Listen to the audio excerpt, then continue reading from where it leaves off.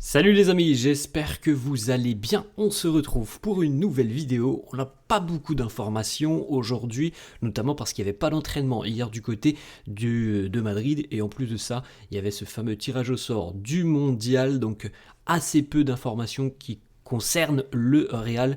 On rappelle les amis, affiche demain le retour enfin au Bernabéu, ça sera face au Celta. On peut jeter un petit coup d'œil les amis aux une des quotidiens madrilènes, Marca, qui consacre sa une évidemment au tirage au sort du Mondial 2026. Petite information qui concerne le Real aussi, c'est en bas, Huysen, volver a empezar. On verra bien le retour de Dean Huysen. Alors d'ailleurs, on a la conférence de presse aujourd'hui, Xabi Alonso.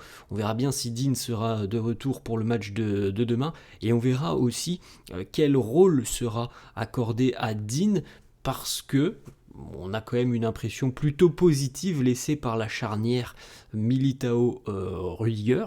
Donc potentiellement, ça peut être un petit peu plus compliqué pour Huysen de reprendre une place dans le 11, même si je pense très sincèrement, moi, qu'il va la retrouver parce que c'est un profil qui apporte aussi, alors il est quand même très solide défensivement, même s'il y a eu des moments de fébrilité depuis le début de saison, et c'est quelqu'un qui, je pense, a plus de ballons dans les sorties de balles qu'un profil comme Rudiger. C'est quand même pas tout à fait les mêmes profils, et je pense que par rapport à ce que Xabi Alonso veut mettre en place, c'est peut-être plus le profil d'Huysen qui match avec les idées de Xabi que celui de Rudiger. Donc affaire à suivre.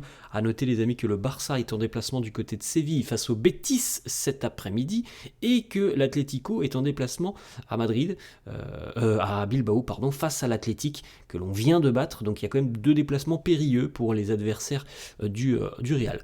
La une de As, les amis, buena suerte avec le groupe de l'Espagne pour ce mondial 2026. Donc l'Espagne sera accompagnée de l'Arabie Saoudite, de l'Uruguay et du Cap-Vert. Alors en ce qui concerne les autres groupes, alors on les voit peut-être un petit peu mieux sur la une de Marca, les amis, vous pouvez faire un petit arrêt sur image si ça vous intéresse. Par exemple pour l'équipe de France, on a notamment le Sénégal, on a la Norvège et un futur barragiste. Voilà, faites un petit arrêt sur image les amis pour découvrir l'ensemble de ces groupes du mondial si vous, évidemment, vous ne les connaissez pas encore, mais je pense que tout le monde a déjà jeté un petit coup d'œil dessus.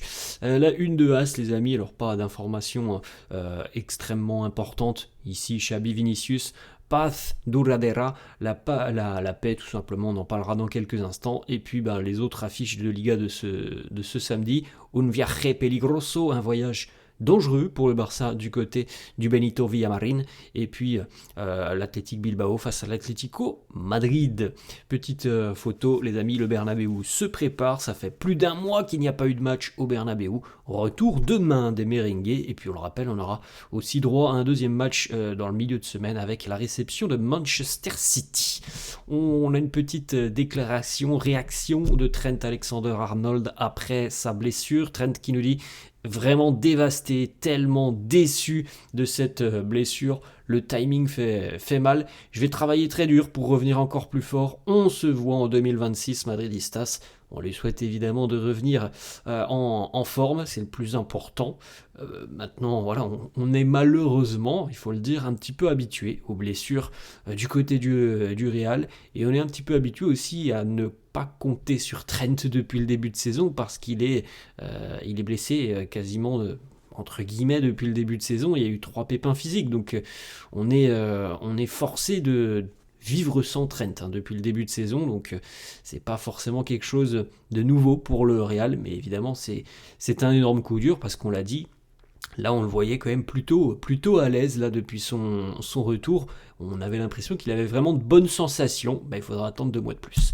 Une petite information du quotidien AS. Xabi Alonso pourrait appeler David Jiménez et Jesus Fortea, donc de l'équipe réserve de la Castilla, pour notamment le match de demain face au Celta, mais peut-être dans la durée, parce qu'on rappelle quand même que Carvajal, Trent, les deux sont blessés. Alors, Carvajal reviendra dans à peu près un mois, grosso modo, mais ce qui veut dire vraisemblablement que Fede Valverde va revenir en tant que latéral droit. C'est pas de chance pour Fede, parce qu'il a déjà dépanné pendant presque un mois, et certainement qu'il s'est dit aussi, bon ça y est, j'ai dépanné, c'est pas mon poste, moi j'ai envie de retourner au milieu. Pas de chance pour Fede. Dani Carvajal est de nouveau blessé, et Trent aussi, donc il va devoir vraisemblablement être de nouveau utilisé en tant que latéral. Sinon il y a aussi la possibilité de faire monter des jeunes du Castilla, et les deux profils, David Jiménez, Jesus Fortea. On connaît surtout Jesus Fortea, les amis. Ensuite, petite information par rapport à Eduardo Camavinga, qui lui aussi a été victime d'une gêne en milieu de semaine face à l'Athletic Bilbao. La priorité du Real est de retrouver Camavinga avant le match face à Manchester City. Aucun risque ne sera pris pour affronter le Celta demain, donc on n'en sait pas plus à l'heure actuelle. Ça peut paraître un petit peu difficile pour Cama d'être disponible et apte demain face au Celta. De toute façon, comme on l'a dit en début de vidéo, les amis, conférence de presse de Xabi en début d'après-midi, donc on aura certainement des réponses à toutes les questions que l'on se pose, notamment sur les données physiques d'un joueur comme Cama.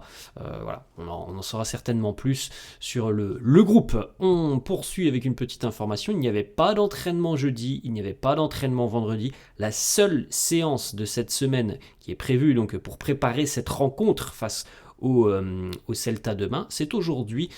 Elle aura lieu vraisemblablement aux alentours de midi ou un petit peu avant midi, la séance d'entraînement, et puis par la suite la conférence de presse de Xabi Alonso.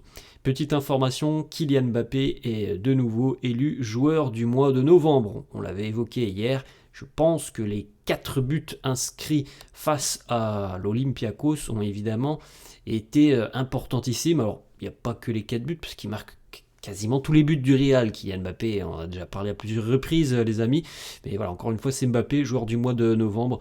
Il était en concurrence avec Militao, Thibaut Courtois, Vinicius ou encore Arda Güler.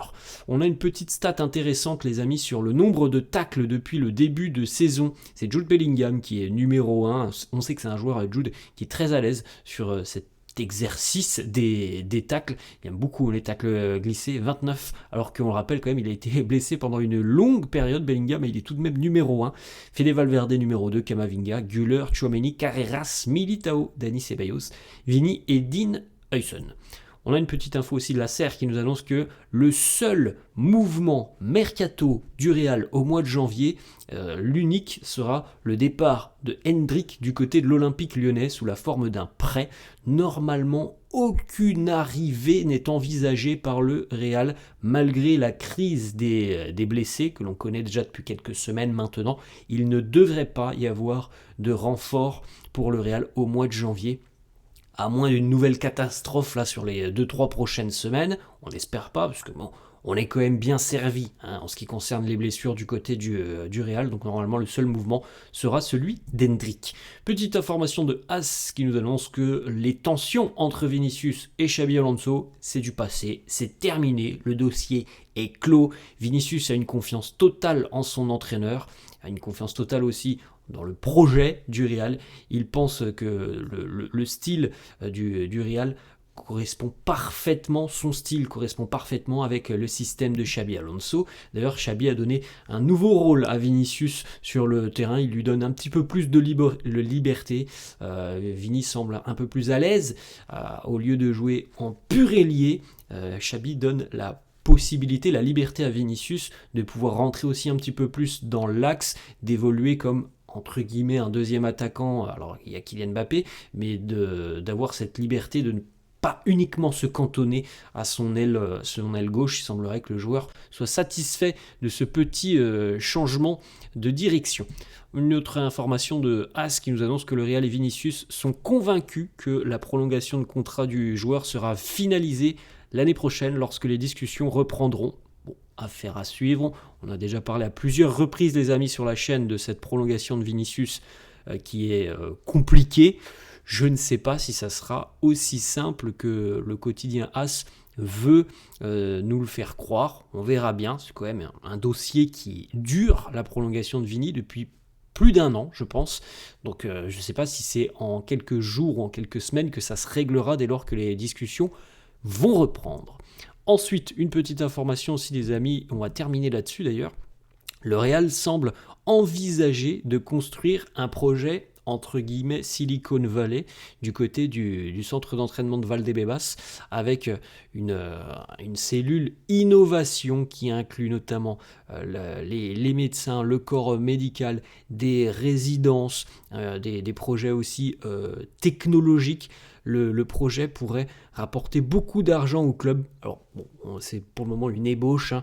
On en saura peut-être plus dans quelques semaines ou dans quelques mois. Ça a été balancé comme ça hier par Vox Populi. On verra bien si ce projet a lieu ou voit le jour dans les prochaines années, parce que évidemment un projet comme ça se discute en amont, hein, ça n'arrive pas du jour au lendemain. Voilà les amis, la fin de cette vidéo, j'espère que ça vous a plu. N'hésitez pas comme d'hab à lâcher un petit pouce bleu, n'hésitez pas non plus à vous abonner à la chaîne. Merci à tous ceux qui le feront, je vous souhaite une bonne journée, je vous dis à la prochaine, ciao.